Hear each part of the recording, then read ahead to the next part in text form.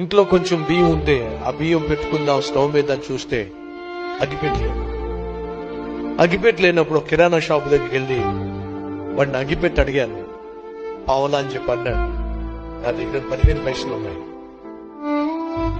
అతను చూసి ఏమనుకోకపోతే ఓ సహాయం చేస్తారా అని అడిగాను. ఏమిటా సహాయం అని అన్నాడు, ఈ అగ్గిపెట్టిలో సగం పుల్లలు మాత్రమే నాకు ఇవ్వండి, సగం పుల్లలు మీ దగ్గర ఉంచుకోండి అన్నాడు. అదేమిటయ్యా సగం సగం ఏమిటి?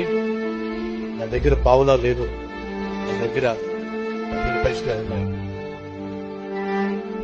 అగ్గిపెట్టిలో కనీసం సగం అన్నా ఇస్తే వీళ్ళు కొంచెం వండుకుంటాను అని చెప్పి అడిగాను.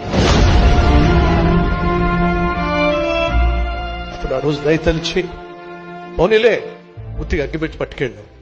సహోదరి సహోదరు, ఈరోజు ఎంతగా ఈ సేవ వర్ధిల్లింది అంటే దీని వెనుక ఎంతో కన్నీరు, ఎంతో త్యాగం, ఎంతో ప్రయాసం ఉంది. ఈరోజు ఒకవేళ మీరు ఎవరైనా ప్రభువుని నమ్ముకున్నందుకు, ప్రభువుని సేవిస్తున్నందుకు ఆర్థికంగా కష్టాలు గుండా వెళుతున్నట్లయితే, మానసికంగా కృంగిపోతున్నట్లయితే, ఏ మేలు మీ జీవితంలో చూడలేకపోతున్నట్లయితే దయచేసి ఒకసారి సతీష్ కుమార్ ను చూడండి. ఈ సతీష్ కుమార్ దీవించిన దేవుడే నిన్ను కూడా దీవించడానికి సిద్ధంగా ఉన్నాడు.